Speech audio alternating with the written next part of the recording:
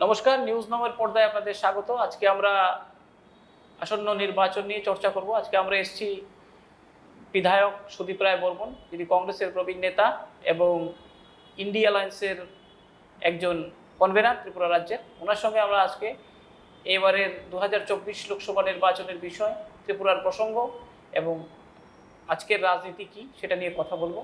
আমরা নিউজ নামের পর্দায় স্বাগত জানাই সুদীপ রায় বর্মন মহাশয় আপনাকে।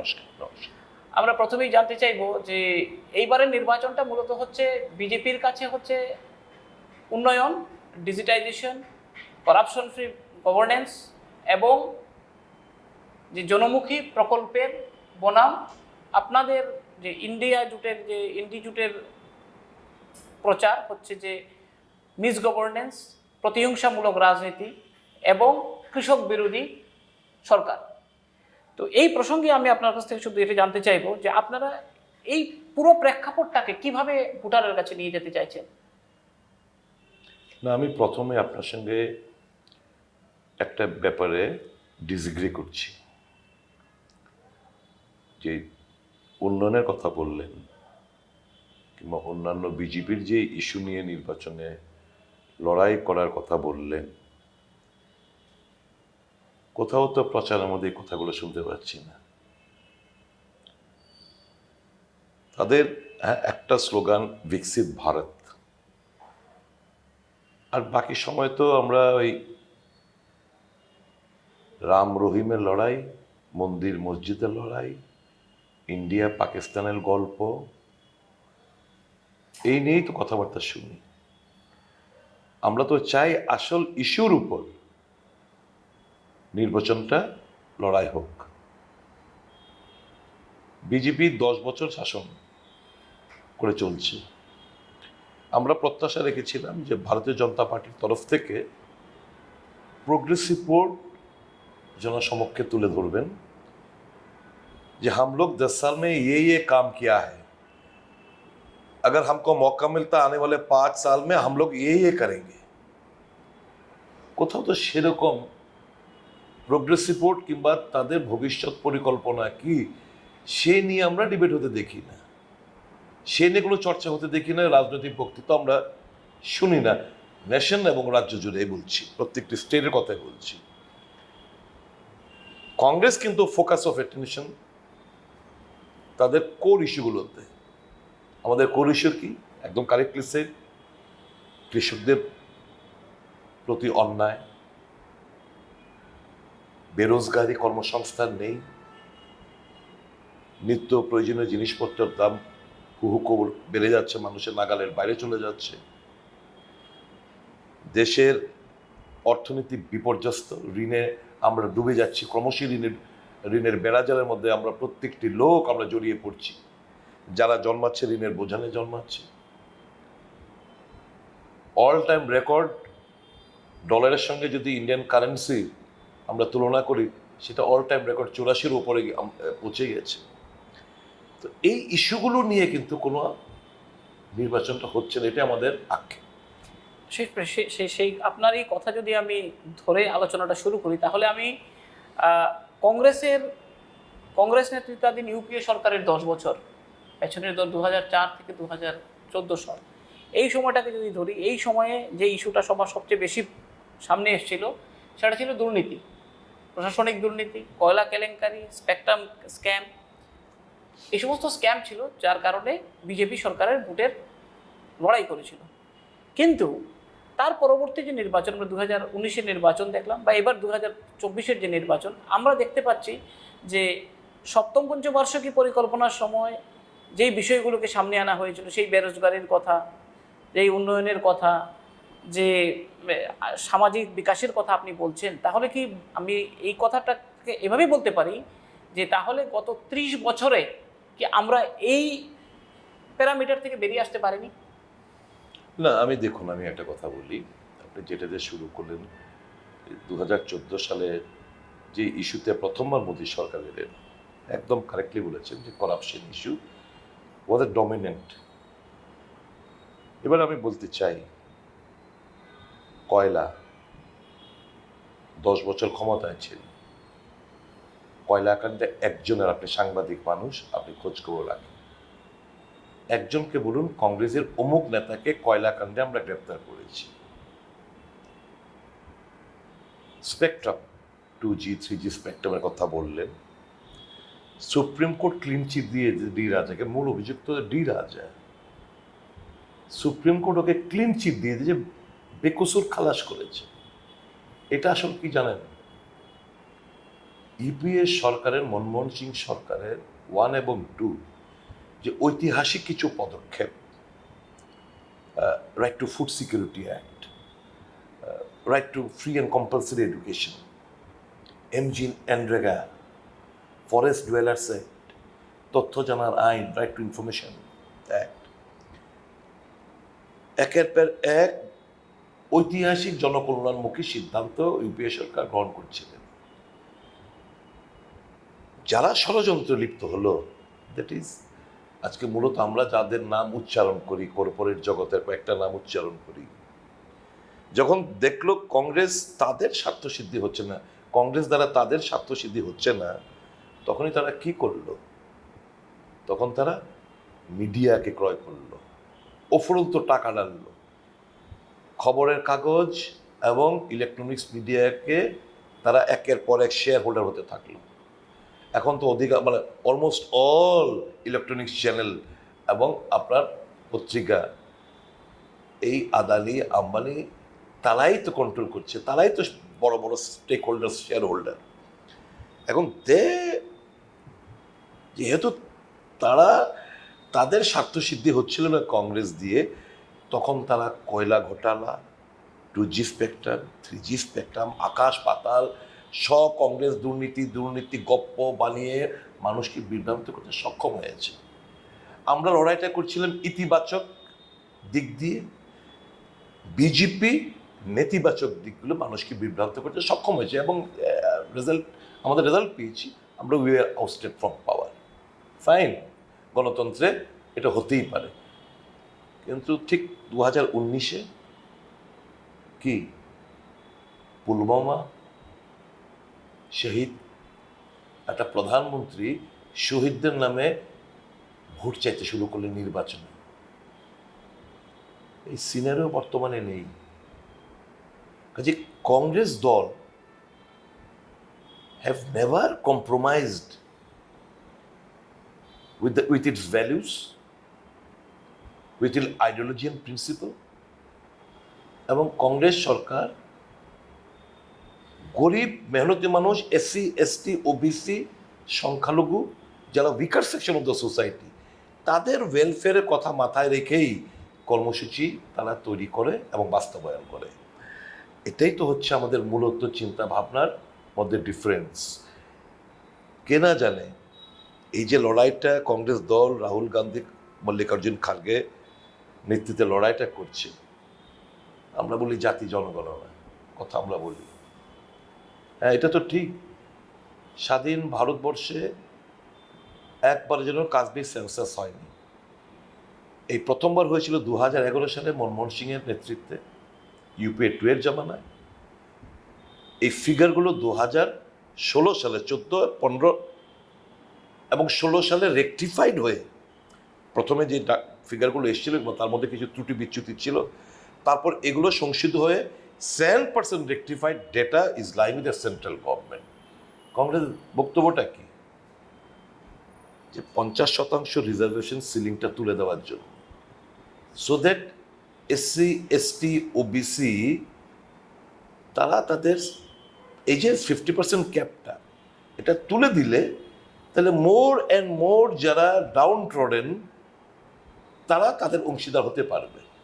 এবং এক্সাম্পল দিয়ে রাহুল গান্ধী বিভিন্ন জায়গায়, যে প্রেসের মধ্যে বলুন তো একজন OBC, একজন SC, একজন ST প্রেসম্যান হতে পারে, প্রেসের মালিক বলুন একজন আছে, যারা নির্ণয় করে বাজেট, যে 90 জন অফিসারের মধ্যে মাত্র 3 জন আর 4 জন রয়েছে SC ST OBC, তো প্রপার রিপ্রেজেন্টেশন নেই। তো লড়াইটা আমাদের হচ্ছে যে দুর্বল শ্রেণীকে আরও বেশি ক্ষমতা দাও। ভারতবর্ষ যদি উন্নয়নের পথে সত্যিকারে হাঁটতে আমরা দেখতে চাই, মহিলাদেরকে আরও ক্ষমতা দাও, SC ST OBC আরও ক্ষমতা অর্পণ করো, এটাই তো হচ্ছে কংগ্রেসের ধ্যান ধারণা চিন্তা ভাবনা। এবং তাহলে কি আপনার মনে হয় না যে 2019-এ যখন আপনার নির্বাচন লড়াইয়ে গিয়েছিলেন তখন এই ইস্যুগুলো তো এই ইস্যুই তো ছিল আপনাদের কোর ইস্যু, যেটা শুরু থেকে কংগ্রেস করে আসছে। একদম। তাহলে কোনোভাবে আপনারা ভোটারদেরকে কনভিন্স করতে পারেননি এই ইস্যুতে? না, দেখুন আমি একটা কথা বলি, আমরা তো মানুষের রক্তের বিনিময়ে ভোট চাইব না। আমরা তো কংগ্রেস দল তো শহীদদের নামে ভোট চাইবে না, মানুষের ভাবাবেগকে কাজে লাগে ভোটে জিততে চায় না। আমরা আমাদের এজেন্ডা ফিক্সড, এবং আপনি কারেক্ট বলেছেন, ধন্যবাদ জানাই আপনাকে। এজেন্ডাগুলো তো আমাদের 19 সালের ছিল। আমরা বারবার এক সময় এক একটা এজেন্ডা নিয়ে আমরা এগোই না। হ্যাঁ, আমরা এজেন্ডা রেখেছি, মানুষ ভোট দেননি, অ্যাকসেপ্টেড।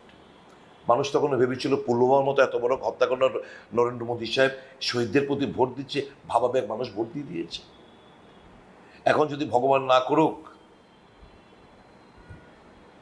যদি রাম মন্দির ভগবান না করুক, রাম না করুক, একটা বম ব্লাস্ট হলো নির্বাচনে জেতার জন্য, নরেন্দ্র মোদী সাহেব can go to any extent. যে কোনো একটা মন্দিরে বম ব্লাস্ট হলো,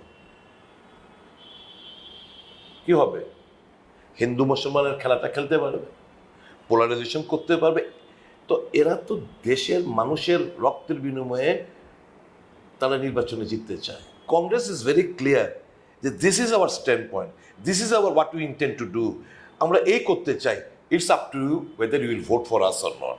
কারণ কিন্তু আমরা টাইম টু টাইম আমরা আমাদের স্ট্যান্ড চেঞ্জ করি না। এটা হচ্ছে কংগ্রেসের ঐতিহ্য। তো এখন দলের বিরুদ্ধে, কংগ্রেস দল বিজেপির বিরুদ্ধে বা প্রধানমন্ত্রীর বিরুদ্ধে যে অভিযোগগুলি আনছে, সেখানে প্রতিহিংসামূলক রাজনীতির কথা বলা হচ্ছে, যে এজেন্ডাটা প্রতিহিংসার হয়ে গেছে।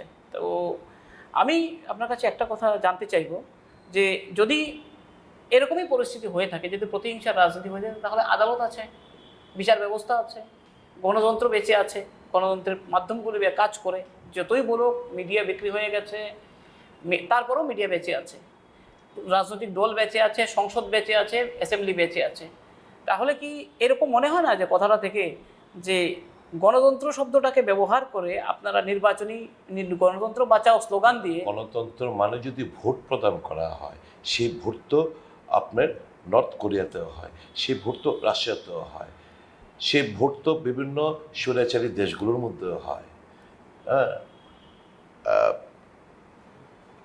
ভোট দেওয়া মানে যদি গণতন্ত্র হয়, নট দ্যাট। এখন আপনি দেখুন যে সংস্থাগুলো রয়েছে, autonomous body, ED, CBI, income tax, GST, central vigilance, election commission of India, এবং গণতন্ত্রের চতুর্থ স্তম্ভ প্রেস। এবার আপনি একজন প্রেসের বহু পুরনো চেহারা, এই জগতে বহুদিন ধরে আছেন, আপনি ন্যাশনাল চ্যানেলগুলো দেখছেন, ন্যাশনাল আপনি নিউজ পেপারগুলো দেখছেন, কটা খবরের কাগজ, হ্যাঁ, কয়েকটা ইংরেজি খবরের কাগজ, কিছু কিছু তারা চেষ্টা করে। একটা চ্যানেল বলুন আমাকে, যে চ্যানেলগুলো বার্নিং ইস্যু নিয়ে ডিবেট করতে দেখেছেন? একটা দেখবেন না। সাজিয়ে গুছিয়ে একজন মোল্লাকে আনবে, সাজিয়ে গুছিয়ে একজন পণ্ডিতকে আনবে, এরকমভাবে মোল্লা ইন্টারন্যাশনালি কথা বলতে পেইড কথাবার্তা বলবেন, যে দেখে যে কোনো হিন্দু মানুষের রক্ত টকবকে হয়ে পড়বে। তো এই হলো চক্রান্ত, মূল ইস্যু। এই আজকে ধরুন জাস্ট রিভাইস আমি যাচ্ছি, কংগ্রেস ক্ষমতায়, ইউএস ডলারের সঙ্গে আমার যদি 84 টাকা হতো আমাদের বিনিময় মূল্য, ভ্যালু, তাহলে মিডিয়া কি হতো? Gaya Gaya.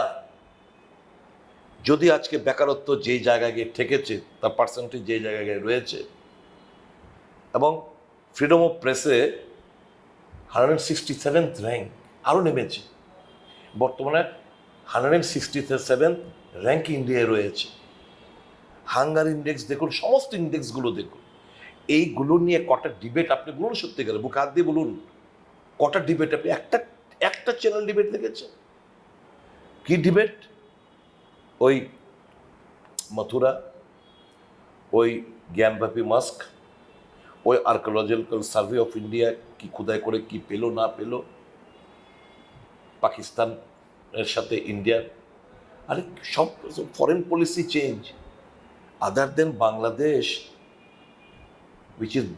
which is a balancing equilibrium. All other countries have hostile attitude towards India. তো এটা আপনি বুঝতে পারছেন যে where India stands now.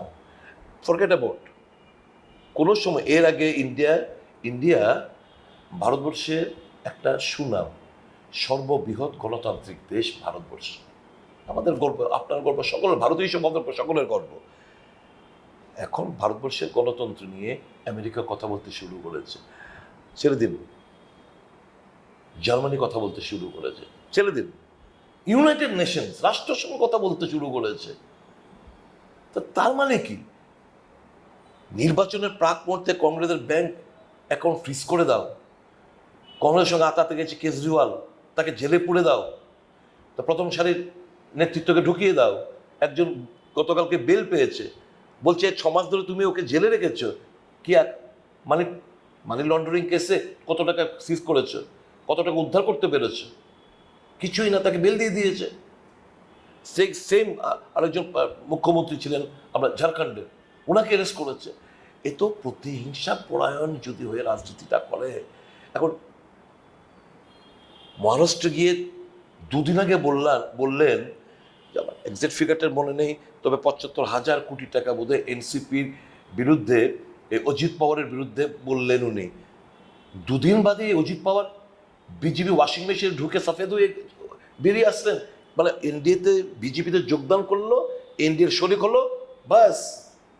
এরকম কতগুলো এদের মুখ্যমন্ত্রী রয়েছে, নারদা কাণ্ড সারদা কাণ্ড থেকে শুরু করে কতগুলো লিডার অফ দ্য অপোজিশন, বাংলার বলুন, আসামের বলুন, বিভিন্ন স্টেটের বলুন, কতগুলো রয়েছে না, সব বিজেপিতে ঢুকলে শেষ, সব মানে গঙ্গা পূর্ণ হয়ে গেছে।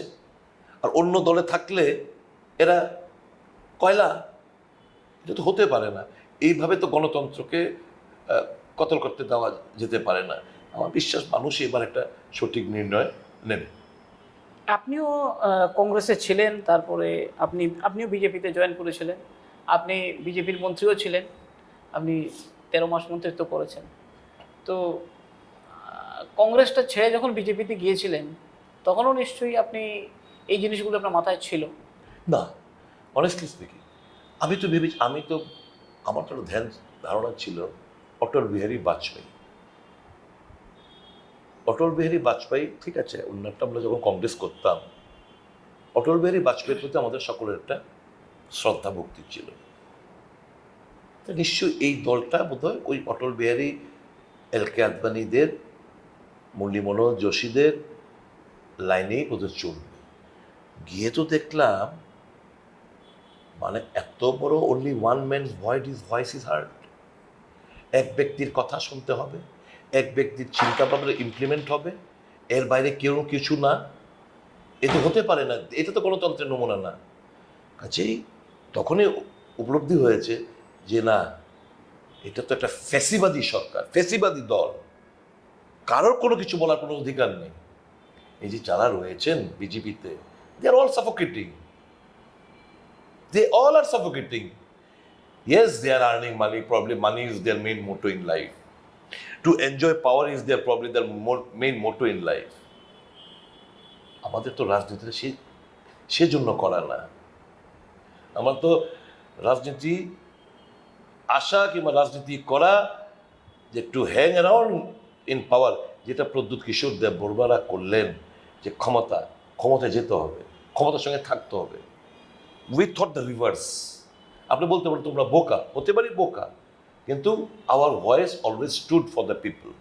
আমি যখন, আপনি মনে রাখবেন, আপনি যখন বিজেপিতে ছিলাম বিধায়ক হিসাবে, then also in the floor of the house, public ইস্যুতে আমার দলের লাইন, যখনকার বিজেপিতে ছিলাম, আমি দলের লাইন অগ্রাহ্য করে কিন্তু আমি আমার ভয়েস পাবলিকের হয়ে আমি আওয়াজ তুলেছি। তা ঠিক আই ওয়াজ কর্নার, কেন? কিন্তু আমি তো মানুষের জন্য কথা বলতে এসেছি। I am here in politics to raise the voice of the common people, not to enjoy power or to grab money, which these people are doing nowadays. Difference of চিন্তা ভাবনা ওখানেই। এই প্রসঙ্গে আমি আরেকটা কথা বলি, আপনার যে রাজনীতির ক্যারিয়ারটা ছিল সিপিএম এর বিরুদ্ধে লড়াই করা। আপনি 2018 সালের নির্বাচনেও আপনাদের একটাই উদ্দেশ্য ছিল যে সিপিএমকে ক্ষমতাচ্যুত করা। একদম। কিন্তু দেখা গেল 2023 নির্বাচনের আগে আপনারা প্রথম সিপিএম এর সান্নিধ্যে এলেন, বামপন্থীদের সান্নিধ্যে এলেন, এবং এইবার নির্বাচনে আপনারা একসঙ্গে লড়াই করছেন। ইভেন আপনাকে কালকে আমরা সবাই কমরেড বলতেও শুনেছি, ইনক্লাব বলতেও শুনেছি।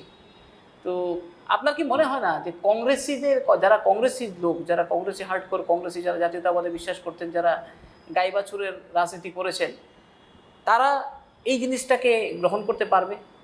এদের মধ্যে ইম্প্যাক্ট হবে না? আমি বলি, নাম্বার ওয়ান, ইনকলাব is a slogan which was given by the Congress party during freedom struggle. ইনকলাবের মানে হচ্ছে সংগ্রাম দীর্ঘজীবী হও। এই ফ্রিডম স্ট্রাগলের, স্বাধীনতা আন্দোলনে এটা ছিল কংগ্রেসের মুখ্য স্লোগান। কাজে nothing wrong with the slogan. আর যিনি ক্যান্ডিডেট, উনি আমাকে কমরেড সুদীপ রায় বলেছেন, কালকে বলেছেন, এরা সম্বোধন করে কমরেড হিসেবে। মঞ্চে ছিলাম, আমাকে কমরেড বলেছে, নাথিং রং ইন ইট।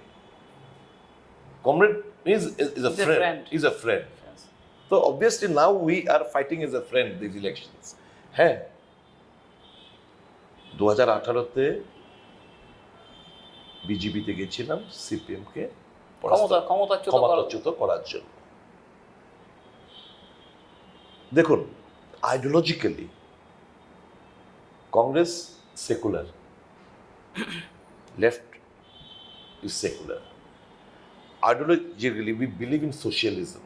এই যে রাহুল গান্ধী যে লড়াইটা লড়ছে, এটা কিন্তু সোশ্যালিজম এর পক্ষে, সোশ্যালিজমের পক্ষে কিন্তু উনি লড়াইটা লড়ছেন, এগেনস্ট ক্যাপিটালিজম, পুঁজিবাদীদের বিরুদ্ধে লড়াইটা লড়ছেন। তো উই স্ট্যান্ড ফর সোশ্যালিজম।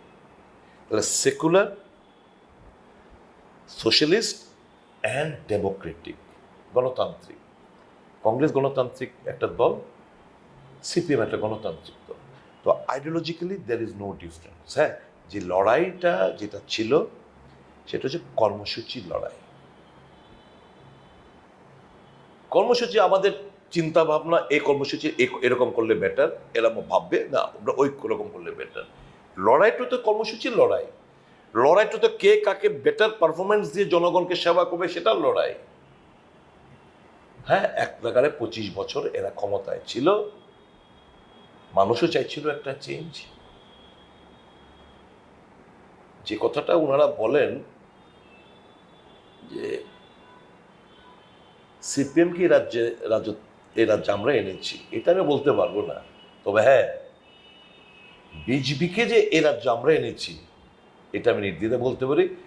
এবং ঐতিহাসিক ভুল যদি কোনো রাজনীতি করে থাকি, সেটা হচ্ছে বিজেপিতে যাওয়া, বিজেপিকে প্রতিষ্ঠিত করা, ক্ষমতায় নিয়ে আসা। কারণ আমাদের জানতাম না এটা যে এত মস্ত বড় ফেসিবাদী দল, পরবর্তী সময়ে গিয়ে বুঝতে পারলাম, তাই তো আবার চলে এলাম। আপনার আমাদের এই পশ্চিম আসনের যিনি প্রার্থী, বিজেপির প্রার্থী, উনি আপনাকে বা আপনার পরিবারকে লক্ষ্য করে অনেক কথা বলছেন এবং বলছেন যে বামপন্থী রাজনীতি ত্রিপুরাতে টিকে ছিল আপনার জন্য এবং আপনার ফ্যামিলির জন্য। এবং মূলত উনি আপনার সম্পর্কে যেসব মন্তব্য করেছেন সেগুলো থেকে বোঝা যায় যে মানে রাজনীতিতে যে আপনি একটা বিরোধী রাজনীতিতে আপনি একটা মূল বিষয়। আমরা যেটা মানে গত কয়েকদিনের প্রচারে যা বুঝলাম, এখন এই প্রসঙ্গে একটা জোটের সঙ্গে আপনি আছেন, আপনার সঙ্গে আরও দুটা তিনটা দল আপনারা জড়িত হয়েছেন, একসঙ্গে মিলেছেন। তো ওই যে প্রসঙ্গটা যেভাবে এলো, সেই প্রসঙ্গে আপনার কি কোনো বক্তব্য থাকতে পারে? না, ও একটা রাজনীতিতে নভিস। 2016 সালে এ রাজনীতিতে তার আবির্ভাব ঘটে। এর আগে রাজনৈতিক প্রেক্ষাপট, তার ইতিহাস, তার কোনো ধ্যান ধারণা নেই। কাজে ভুল বলতেই পারে, সেটা আমি খুব একটা ওনার প্রতি আমার খুব একটা রাগ আক্ষেপ নেই। কিন্তু যে বাচনভঙ্গি, যে ব্যক্তিগত আক্রমণ করে বেড়াচ্ছেন, এটা মানুষ তার সে তাকে নিজেকে ছেড়ে যাচ্ছে। তার ছোটবেলা কিভাবে গ্রুমিং হয়েছিল সেটাও জানান দিচ্ছে। তার পড়াশোনা বিদ্যা বুদ্ধি কতটুকু রয়েছে এটা মানুষের সামনে জানান দিচ্ছে। কাজে আমি ব্যক্তিগত রিমার্ক, কারণ ওটা বোকা, লম্বা হয়েছে ঠিকই, মাথার মধ্যে কিছুই নেই। তবে অর্থ কামাই ছাড়া আর একটা রঙিন মানুষ মজ মস্তিদ ছাড়া সে সোসাইটিকে কে আর দেবে? সোসাইটিকে দেওয়ার মতো কিছুই নেই। আমি ব্যক্তিগত আক্রমণে যাবো না, let him speak, he is exposed. আমি এতটুকুই বলবো যে তার উপরে আমি কোনো কমেন্ট করবো না, কারণ এর রাজনীতিতে নবিস, সে আগেও জানে না, এখনও জানে না, ভবিষ্যৎ সম্পর্কে তার কোনো আইডিয়াই নেই। হরিয়ানার অবজারভার, দেখ নির্বাচনটা আসুক, হরিয়ানার অবজারভার কেন তাকে বাদ দিতে হয়েছে, অনেক ব্যাপার স্যাপার রয়েছে। এটা ব্যক্তিগত আক্রমণে পড়ে যায় বলে এখানে খুলাসা করছি না। কিন্তু হরিয়ানাতেও হিন্দি খবরের কাগজে উঠেছে কি কি কারনামা ওখানে করে এসছে, যে কারনামা জন্য তার মুখ্যমন্ত্রিত্ব গেছে, সেই কারনামাতে ধরা পড়েছে হরিয়ানাতেও, এবং হরিয়ানাতে অবজারভার হিসেবে তাকে ওখান থেকে ছাঁটাই করেছে। একটা কথা হচ্ছে যে প্রদ্যুৎ কিশোর দেববর্মন, যিনি ট্রাইবাল রাইটস এবং empowerment of ADC, greater Tipraland, autonomy, এসব নিয়ে আন্দোলন শুরু করেছিলেন, এবং উনি আপনাদের সঙ্গেও ছিলেন, আপনাদের সঙ্গে ওনার বন্ধুত্ব ছিল। আমাদের সঙ্গে মানে ব্যক্তিগতভাবে না, দলীয় এবং আদর্শগতভাবে উনি আপনাদের সঙ্গে, অরিজিনালি কংগ্রেসের লোক ছিলেন, আদর্শগতভাবে উনি আপনাদের সঙ্গেই ছিলেন এই নির্বাচনের আগে পর্যন্ত। তো আপনার সঙ্গে উনি এই নির্বাচন প্রক্রিয়ার মধ্যে, আপনি এবং আপনার দলের প্রেসিডেন্ট, আপনাদের সঙ্গে উনি কথাও বলেছেন, এবং উনি বিভিন্ন জায়গায় স্টেটমেন্টও দিয়েছেন যে যেই দল ট্রাইবেলদের জন্য ডেভেলপমেন্টের কথা বলবে এবং লিখিত প্রতিশ্রুতি দেবে, তাদের সঙ্গে উনি গাঁটছড়া বাঁধবেন। কিন্তু দেখা গেল শেষ মুহূর্তে উনি বিজেপির সঙ্গে এনডিএতে জয়েন করলেন, এবং উনি ওনার ফ্যামিলির একজন প্রতিনিধিকে পূর্ব আসনে প্রার্থী করলেন। তো এই প্রসঙ্গটাতে আমি কি এভাবে বলতে পারি যে আপনাদের সঙ্গে ওনার অ্যালায়েন্স করার ক্ষেত্রে সমস্যাটা কি ছিল, বা আপনারা কীভাবে, কেন ওনাকে সঙ্গে পেলেন না, এই ব্যাপারটা যদি একটু বলেন আমাদেরকে।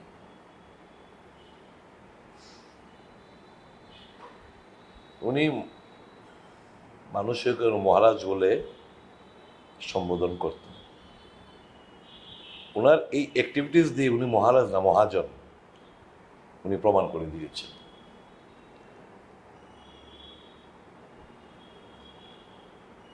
যখন দেখলো যে কংগ্রেসের অর্থনৈতিক অবস্থা ভালো না,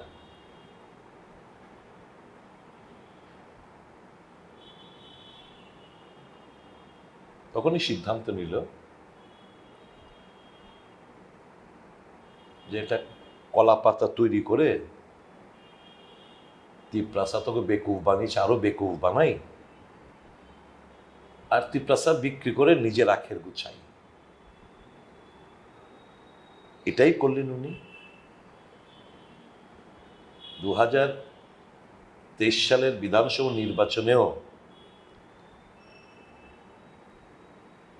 কিসের বিনিময়ে 22খানা সিটে আরো প্রার্থী দিলেন? বিজেপির জয়টাকে সুনিশ্চিত করার জন্য। তিপ্রাসা ভোটটাকে, কেন্দ্রীয় তিপ্রাসা ভোটটা যেটা বিজেপির দিকে যেত না, হয় লেফট নয় কংগ্রেসের দিকে আসতো, সেটাকে অ্যারেস্ট করে দিল তিপ্রাসা ক্যান্ডিডেট দিয়ে। আপনি যোগ বিয়োগ করে রেজাল্টটা দেখবেন, যদি এই ভোটটা এদিকে আসতো তাহলে বিজেপি 7 to 8 সিটের মধ্যে সিঙ্গেল ডিজিটে, যেটা বলেছেন ওই সিঙ্গেল ডিজিটেই থাকতো। এটা হতে দেয়নি। কৃষির বিনিময়ে আমি জানি, কিন্তু আমার কাছে তো এখন প্রুফ নেই, কিন্তু এটাই বলতে পারি is the greatest বেগার in disguise of a king, এটুকু বলতে পারি। He has sold of Tiprasa, he has sold of, বিক্রি করে দিয়েছে তিপ্রাসা জনগোষ্ঠীকে ফর হিজ পেটি ইন্টারেস্ট। অ্যান্ড এই যে প্রার্থী করেছে টু সেভ হিজ সিস্টার আর সিস্টারের হাজব্যান্ডকে from the clutches of CPI, by convincing Mr. Amit Shah not to render any harm to them. That is the main reason. Or does it anyway mean that the CBI will abate from them? Obviously, you are watching, you are seeing what the role of the CBI. আমি যে কথাটা বললাম কিছুক্ষণ আগে, CBI, ED, income tax, central vigilance বলুন, GST বলুন, সব তো এটা কুক্ষিগত করে দেবে। No, তাহলে কি সিবিআই কি কেসটা ড্রপ করে দেবে? সিবিআই আলটিমেটলি দেখবেন এফআরটি দিয়ে দেবে, কিংবা তো এই নামগুলো বাদ দিয়ে যে যারা অ্যারেস্ট করে তাদেরকে দোষী কালার দেবে। দ্যাট ইজ দ্য রিজন না। তাহলে কি আপনি মনে করেন যে এই যে প্রদ্যুৎ কিশোর দেববর্মনের সম্পর্কে আপনার যা অবজারভেশন বা আপনার দলের যা বক্তব্য সেটা ভোটে প্রতিফলিত হবে? তার কি মনে হয় আপনার এরকম? আমার তো তিপ্রাসার উপর বিশ্বাস, অনেক ধোকা ওরা খেয়েছে, তারা সরলতা, honestly speaking, Tiprasa people are very simple-minded. Unlike us, they are very, very simple. কিন্তু দুর্ভাগ্য হলো এটা সত্য, তাদের সিম্পলিসিটিটা এক্সপ্লয়েট করছে কিছু রাজনৈতিক দালালরা, ব্রোকাররা। আমার বিশ্বাস তিপ্রাসাদ জনগোষ্ঠী একটা বুবাগরার প্রতি যে একটা জেনে আমরা ঠকেছি আগে বুবাগরা হামকো ঠগায়েগা নেই। কিছুদিন আগে লাস্ট ইলেকশনে বলছে প্রদ্যুৎ কিশোর দেববর্মা যে বিজেপি যে ঠকবাজি দল, আমার না, ওরই বক্তব্য। তো ঠক তো ঠকের কাছেই যায়, এর থেকে বড় ঠকের কাছেই ঠক যায়। ये देख लो, मेरे से भी बहुत बड़ा ठग है बीजेपी, तो मेरा जाना वहां सही रहेगा। कांग्रेस का क्या है? कांग्रेस का सहारा है सच। कांग्रेस तो लव, प्यार, मोहब्बत, नफरत के बाजार में मोहब्बत का दुकान। ये कांग्रेस कौन करेगा? ये मानुष को धोखा नहीं दे सकता है। मैं तो उसी पार्टी के साथ संपर्क बनाऊंगा जो मेरे से भी बड़ा ठग है, मुझसे भी बड़ा ठग है। तो obviously he chose BJP as a mahathug and he is a thug. तो ठग प्लस महाठग হয়েছে যুক্ত এই নির্বাচনে। না, আপনার কি মনে হয় যে আপনারা এই যে কথাগুলো যেগুলো বললেন যে আপনাদের যে সর্বভারতীয় কর্মসূচি এবং স্থানীয় কর্মসূচিগুলি আছে, এগুলি নিয়ে আপনারা ভোটারদের কাছে পৌঁছতে পারবেন বা পৌঁছেছেন? In today's world where the world is in your pocket, I believe each and every voter will understand. We might be having financial constraint, other constraint,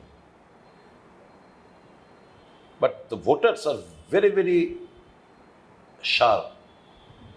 They can well understand. They might be poor, but they too have got a brain. They too have the feelings. They well understood. They have been cheated by both by the BJP as well as the so-called Bubagra. To be very frank, আপনি তো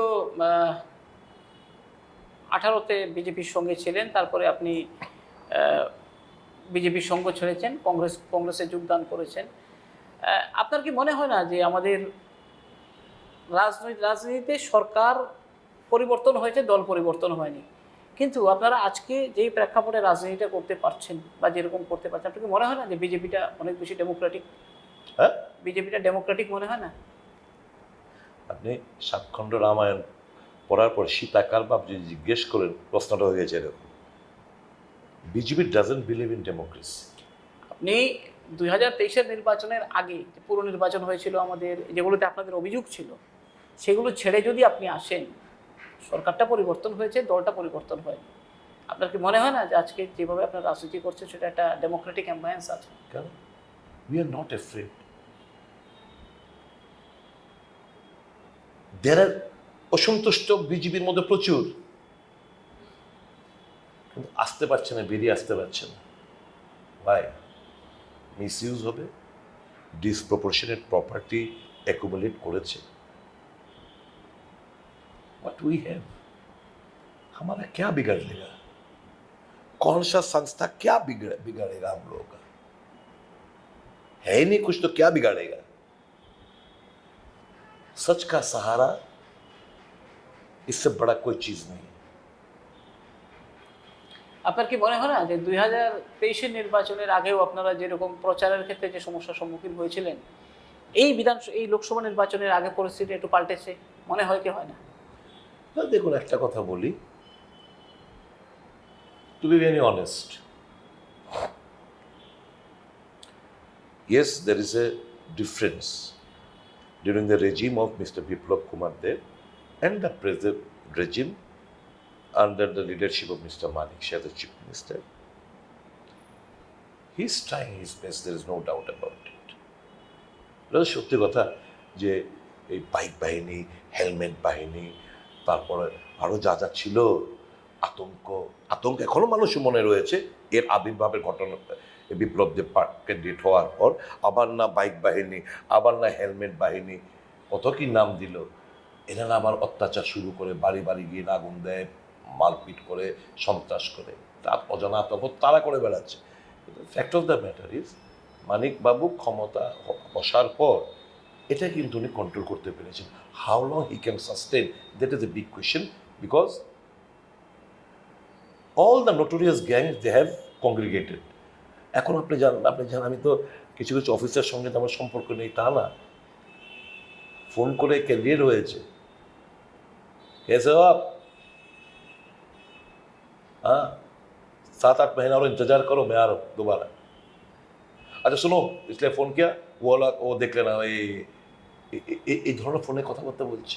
it's some officer reported to me, those with whom I have got a very good rapport. এই তো বলে বলে শুরু করছে। He is trying to project himself as the next chief minister, he is going to kick out mister Manik Saha after the 6-7 months after the parliament election. That's what he is talking. তো এখন ধরুন, a gentleman being substituted by a educated and a gentleman being substituted by an uneducated and a crooked fellow, people will not tolerate. And that is the reason I urge upon, এই কারণে তো আমি urge করছি আম জনতাকে, to teach him a befitting lesson. I ask the BJP guys also to teach him a befitting lesson. Tripura is yours, Tripura is ours. You are in power, fine. Do some good work. But he doesn't, his intention is to loot the state. আবার ঠক আর একটা বহার বাটপার নিয়ে এসছে, ওই সঞ্জয় মিশ্র নাকি একটা নাম, যে লুটপাট করে এখান থেকে বিভিন্ন জনকে বিভিন্ন ধরনের সাপ্লাই করতো, বিভিন্ন জেন্ডারের লোককে সাপ্লাই করতো বিভিন্ন নেতাদের কাছে, ওকে আবার নিয়ে এসছে। তো this is what is going on. তাহলে কি আপনার কথা থেকে ব্যাপারটা এরকম হলো না, বিজেপি পার্টি, একই পার্টির লোক দুজন, তাহলে মানে ব্যক্তি বিশেষে গভর্নেন্স চেঞ্জ হয় এরকম মনে হলো না? তাহলে কি দোষটাকে আমরা বিজেপিকে দেবো না তার গভর্নেন্সকে দেবো? নো, বিজেপি হায়ার আপস, আপনি আবার বলুন, বিজেপি হায়ার আপস যখন এই গন্ডগোলগুলো চলছিল, do you think this was not reported? कभी विप्लव को फोन करके बोला कि विप्लव ऐसा मत करो, ये उचित नहीं है, आम जनता के ऊपर क्यों अत्याचार कर रहे हो? একবারও শুনেছেন? বলেনি। That mean they endorsed. Manik Saha is a wise man. উনি চায় না ত্রিপুরাতে ওনাকে থাকতে হবে, অত উড়ালো পাখি উড়াল দিয়ে চলে যাবে, ওনাকে থাকতে হবে এখানে।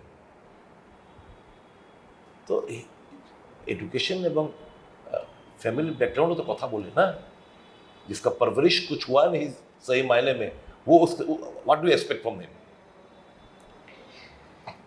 আমরা আলোচনা শেষের দিকে এসেছি, আপনার কাছে জাস্ট একটা কথা জানতে চাইবো যে আপনাদের এবারের নির্বাচনে ভোটারদের কাছে আপনার স্লোগান কি থাকবে এবং কোন স্লোগান দিয়ে আপনারা বিজেপির থেকে ভোট আপনার দিকে তুলে আনতে চান? দেখুন, পরশু আমাদের ম্যানিফেস্টো রিলিজ হতে যাচ্ছে। Congress is for all. Congress is not for the BJP only, or the Congress only, or the CPM only. Congress is for all. The Congress, এতটুকু অভয় দিতে পারি, সব section of the people will be benefited if Congress is voted to power. আমরা এই মুহূর্তে আমরা তো বলিনি, আমাদের যে 5টা ন্যায় বেরিয়েছে, কৃষকদের দুগ্নি আয়ের কথা বলেছি, সমীর রঙ্গনাথনের যে প্রপোজালগুলো, এটা ইমিডিয়েটলি এটা আইন হিসাবে আমরা পরিণত করার চেষ্টা, এমএসপি করার কথা, আইনে পরিণত করার আমরা কথা বলেছি। মহিলাদের, গরিব মহিলাদের আমরা 1 লক্ষ টাকা বছরে আমরা দেওয়ার প্রতিশ্রুতিবদ্ধ হয়েছি। 30 লক্ষ যে শূন্যপদ পড়ে রয়েছে সেন্ট্রাল গভর্নমেন্টে, ওগুলো পূরণের কথা বলেছি আমরা পাশ করা মাত্রই ডিগ্রি বা ডিপ্লোমা 1 বছরের অ্যাপ্রেন্টিসশিপের কথা আমরা ঘোষণা করেছি। শ্রমিকদের কথা, আমরা বিভিন্ন সেকশন অফ দ্য সোসাইটির কথা বলি। এর মধ্যে বিজেপিও তো থাকবে, এর মধ্যে সিপিএমও থাকবে, কংগ্রেস তো বন্য রাজনৈতিক দল থাকবে। এই যে ফুড সিকিউরিটি অ্যাক্ট, আজকে কি বিজেপি অ্যাভেল করছে না? এই যে তথ্য জানার অধিকার আইন, তার সুযোগ কি বিজেপি অ্যাভেল করছে না? রাইট টু এডুকেশন, এটাকে বিজেপি এরা অ্যাভেল করছে না? এমজি এনরেগা, এটাকে বিজেপি অ্যাভেল করছে না? এই যে এমজি এনরেগার আমরা বললাম যে আইন করে আমরা 400 টাকা, যেটা এখন ইন অ্যারাউন্ড 200 টাকা, স্টেট টু স্টেট ফ্লাকচুয়েট করছে, যে মিনিমাম কোনো স্টেটের থেকে কম হতে পারবে না, মিনিমাম 400 টাকা করে আমরা করব, আইন করব। তো এই কথাগুলো তো মানুষের জন্য বলা। আমার বিশ্বাস, এবং ভারতবর্ষের গণতন্ত্র পুনরুদ্ধার, সংবিধানের যে বাঁচানোর যে লড়াইটা আমরা লড়ছি, মানুষ আমাদেরকে আশীর্বাদ করবেন আমার বলে দৃঢ় বিশ্বাস। আমরা এতক্ষণ কথা বলেছি বিধায়ক সুদীপ রায় বর্মণের সঙ্গে। আমরা নির্বাচনে বিজেপি এবং ইন্ডি অ্যালায়েন্সের যে লড়াই, এই লড়াইতে কি ইস্যুতে কথা হচ্ছে, কেন হচ্ছে, সেটা নিয়ে আমরা একটু জানার চেষ্টা করেছি। আমরা আবারও আসবো নতুন কোনো ইস্যু নিয়ে, সুদীপবাবুর কাছে আসবো অথবা ওনার কোনো নেতার কাছে আসবো। নমস্কার, দেখতে থাকুন নিউজ নাও।